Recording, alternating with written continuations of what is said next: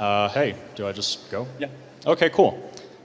So you've talked a little bit about American competitiveness tonight, and I'm getting a sense that you're also not a huge fan of college. Is that correct? Somewhat, yeah. Okay, somewhat.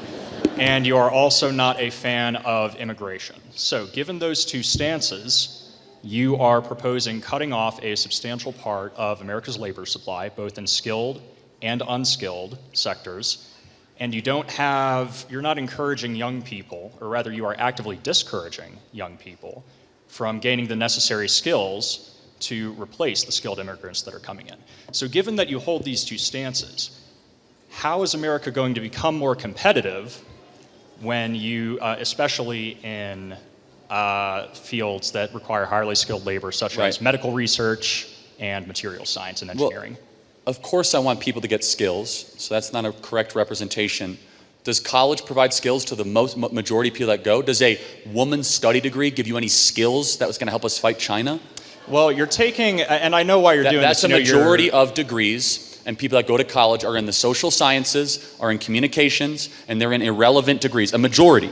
So a majority of the 21 million people that are in college right now are there studying stuff that you and I would laugh at.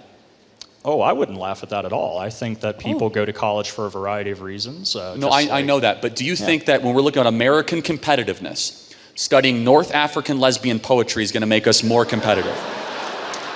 Well, I don't think that a person's decision to pursue an education should be determined by what is necessarily for the greater good of the country. That's a separate issue. I'm not even contending that. Everyone has a right to do that. You can make whatever path you want.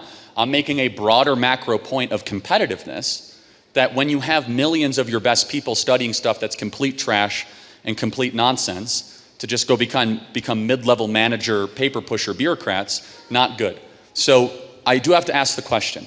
Well, you haven't answered my question yet, because you're going on and you're talking about, okay, some degrees are not going to make America... not some. Okay, a majority. I'll grant you that. So you're saying a majority of degrees that are granted in the United States are not going to make America competitive in STEM fields. Okay, fine. I asked, given that you are anti-immigration and that you are disparaging going to college in general... I'm anti-illegal immigration, just to make sure. I'm anti-foreigners breaking into our country. So I have to clarify you on my position, but go ahead. So the Trump administration's deportation of academics, that's bad, you would say? Well, again, it depends on what they're being deported for and what they're teaching and the criteria around that. So the cancer researcher at, what was it? Harvard? Some Boston University that was deported for forgetting to declare frog embryos in her carry-on. That was a dangerous person that needed to be deported.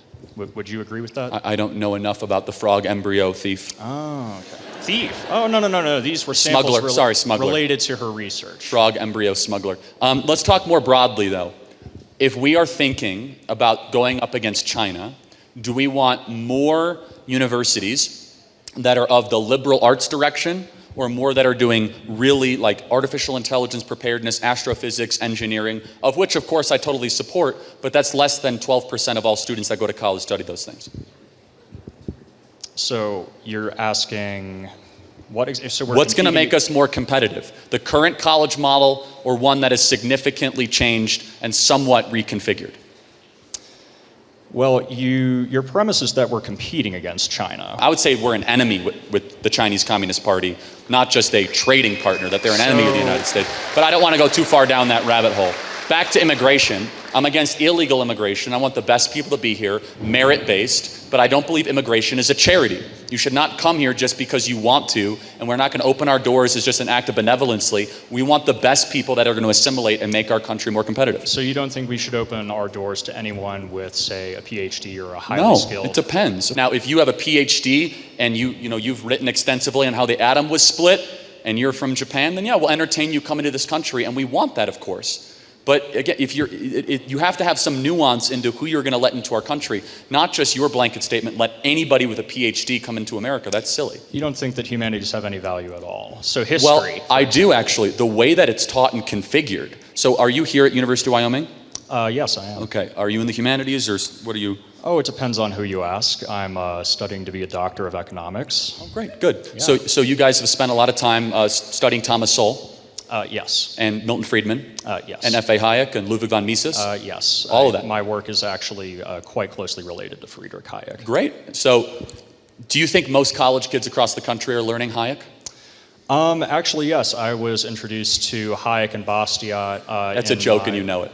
Like, oh, really? You're the first economics student in the country I've ever known that even knows who Hayek is.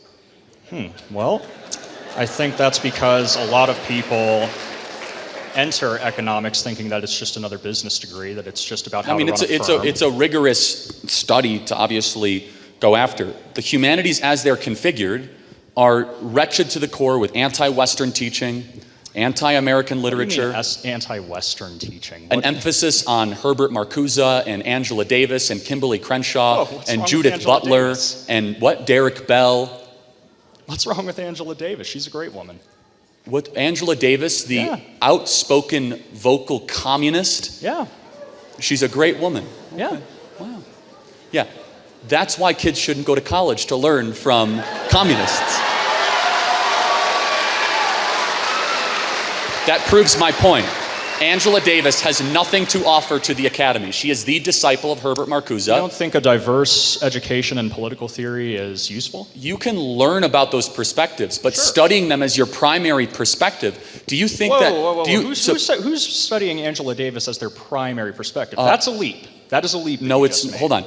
Angela Davis is, or the postmodern school of thought, brought to you by Marcuse and the Frankfurt School and Jacques Derrida, is the predominant philosophical worldview that is put forward in the humanities across the country. That is a fact. We've strayed pretty far from my original point. We've got people behind me. Well, hold on. I'm just going to give you an opportunity to clearly answer the questions that I had, given that you are anti-immigration. Anti-illegal immigration. Okay, fine. Anti-illegal immigration. Yes. That's fine. I'll grant you that. I want more Elon Musk and less Elon Omars. Does that make sense? Well, that's bait, but okay. So that's the type of legal immigration I want. More Elons, less Elons. Okay.